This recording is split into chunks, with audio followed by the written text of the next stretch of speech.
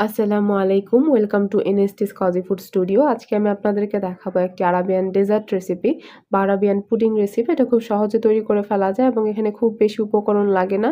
এরকম আরও অনেক রেসিপি পেতে আপনারা আমার চ্যানেলটিকে সাবস্ক্রাইব করুন। তো এবার চলুন বেশি দেরি না করে এই মজাদার আরাবিয়ান ডেজার্ট রেসিপিটি দেখে নেওয়া যাক। আমি এখানে নিয়ে নিয়েছি ব্রেড স্লাইস। আমি মোট ৬টি স্লাইস এখানে নিয়ে নিয়েছি। এখানে আপনার পছন্দ মতো ব্রেড নিয়ে নিবেন এবং পরিমাণটাও আপনার পছন্দ মতো নিয়ে নিবেন। তারপর ব্রেডের সাইডে যে অংশটা ছিল আমি ছুরি দিয়ে এভাবে কেটে নিয়েছি। দেখতে পাচ্ছেন প্রত্যেকটি স্লাইসই আমি এভাবে কিছুটা অংশ ছুরি দিয়ে কেটে নিয়েছি। তারপর আমি একটা স্লাইসকে মোট ২টি ভাগে ভাগ করে নিয়েছি। আমি এখানে ৬টি স্লাইস নিয়েছিলাম।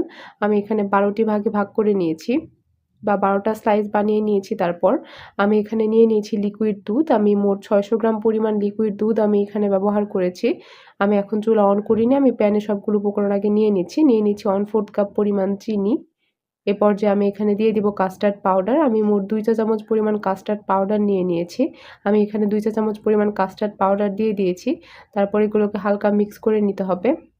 আমি কিন্তু এখনও চুলাটা অন করিনি। আমি প্যানে রেখে আগে সবগুলোকে মিক্স করে নিচ্ছি। মিক্স করার পর আমি এখানে চুলাটাকে অন করে দিব। আমি এখন চুলাটাকে অন করে দিয়েছি। দেখতে পাচ্ছেন এটা আগের চেয়ে গরম হয়ে যাচ্ছে। আস্তে, আস্তে এটা গরম হবে এবং এটা একটু ভারী হতে থাকবে। এভাবে সময় যত যাবে এটা আস্তে, আস্তে এভাবে ভারী হতে থাকবে। এটাকে কিছুক্ষণ এভাবে রান্না করে নিতে হবে। আমি এটাকে মাঝে, মাঝে এভাবে নেড়ে দিয়েছি। আমি চুলাটাকে মিডিয়াম ফ্লেমে রেখে এটা রান্না করে নিচ্ছি।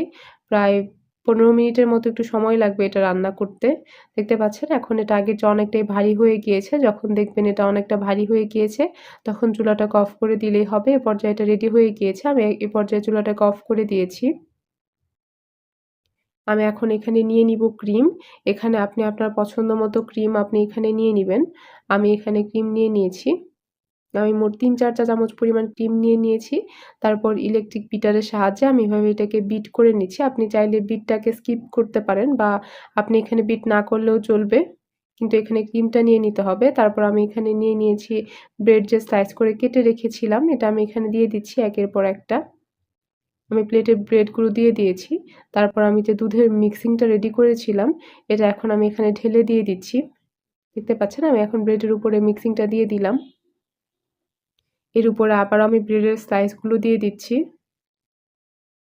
দেখতে পাচ্ছেন আমি একের পর এক সব স্লাইসগুলো এখানে দিয়ে দিচ্ছি।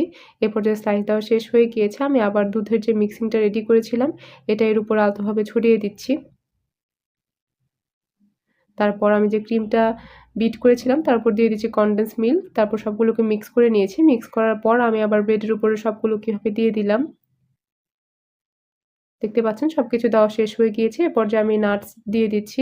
আপনি আপনার পছন্দ মতো বাদাম এখানে দিয়ে দিবেন। আমি এখানে দিয়ে দিয়েছি কিছুটা কাজু বাদাম এবং কাঠবাদাম। আমি দিয়েছি মিষ্টি কুমড়ার বীজ ভাজি এবং কিছুটা চিনাবাদাম ভাজি। আমি সবগুলো আগে ভেজে নিয়েছিলাম। এবং কাঠবাদাম আমি এখানে কুচি করে কেটে নিয়েছি। দেখতে পাচ্ছেন আমি উপরে সবগুলো দিয়ে দিয়েছি। তারপর এটাকে নরমাল ফ্রিজে প্রায় ৩ থেকে ৪ ঘন্টার জন্য রেখে দিতে হবে। তারপর আপনার পছন্দ মতো পরিবেশন করবেন। এরকম রেসিপি পেতে আমার চ্যানেলটিকে সাবস্ক্রাইব করুন। আল্লাহ হাফেজ।